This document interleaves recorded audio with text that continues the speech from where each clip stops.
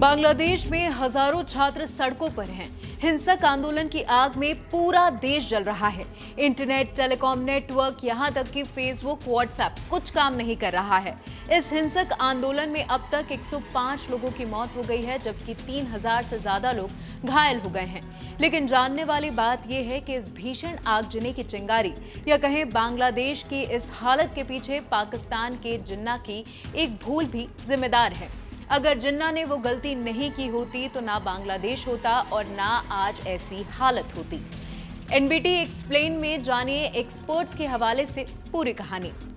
मार्च 1948 की बात है। वक्त पाकिस्तान के नए गठन का था।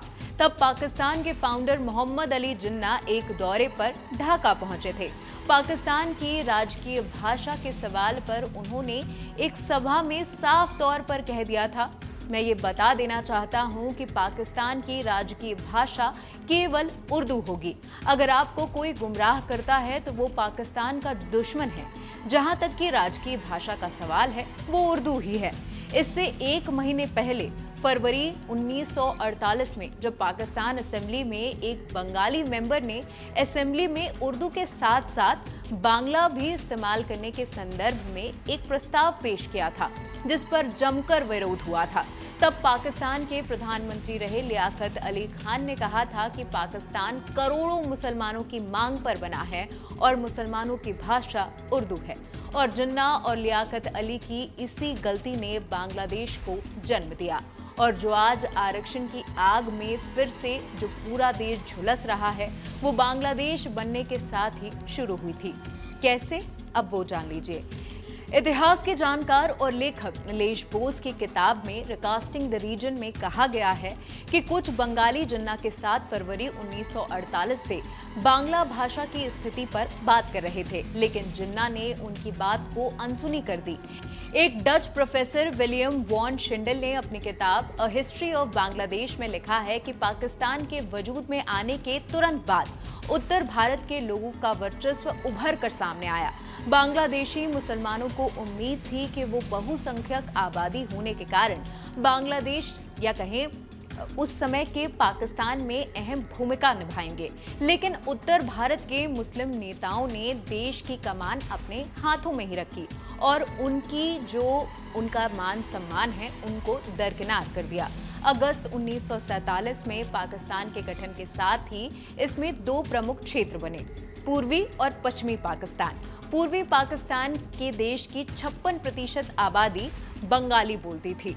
पाकिस्तान की राजकीय भाषा उर्दू थी, जिससे बंगाली मुसलमान पाकिस्तान सरकार के इस फैसले से काफी खफा थे। दिल्ली यूनिवर्सिटी के assistant professor doctor Rajiv Ranjan Giri बताते हैं कि पूर्वी पाकिस्तान की बंगाली आबादी में असमानता और भेदभाव के चलते बेहद गुस्सा था, जिसका नतीजा 1971 की जंग के बाद बांग्लादेश की मुक्ति के रूप में निकला।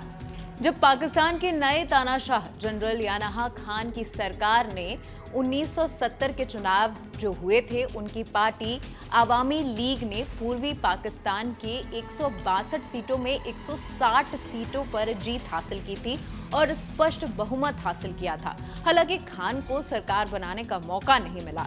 राजनीतिक रूप में माना जाता है कि बांग्लादेश मुक्ति संग्राम इसकी बड़ी वजह थी। अलगाव की जांच के लिए पाकिस्तान सरकार द्वारा स्थापित आयोग की रिपोर्ट की अगर हम बात करें तो पाकिस्तान सेना द्वारा की गई बर्बरता के बारे में उसमें लिखा गया है। अनुमानित रूप से 1 लाख से 5 लाख बंगाली लोगों को मारा गया था।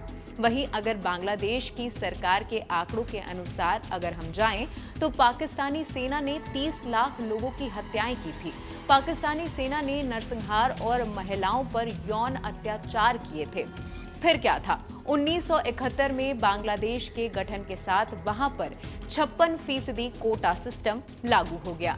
सरकारी नौकरी में 56% में से 30% स्वतंत्रता सेनानी के रिश्तेदारों को मिला और आज इसी आरक्षण का विरोध किया जा रहा है। हालांकि समय समय पर इस नियम में बदलाव होता रहा, लेकिन स्वतंत्रता सेनानियों के लिए जो कोटा सिस्टम है वो जारी रहा। ये खबर आपको कैसी लगी हमें कमेंट सेक्शन में जरूर बताएं और भी ऐसी खबरों के लिए जुड़े रहें एनबीटी ऑनलाइन के साथ।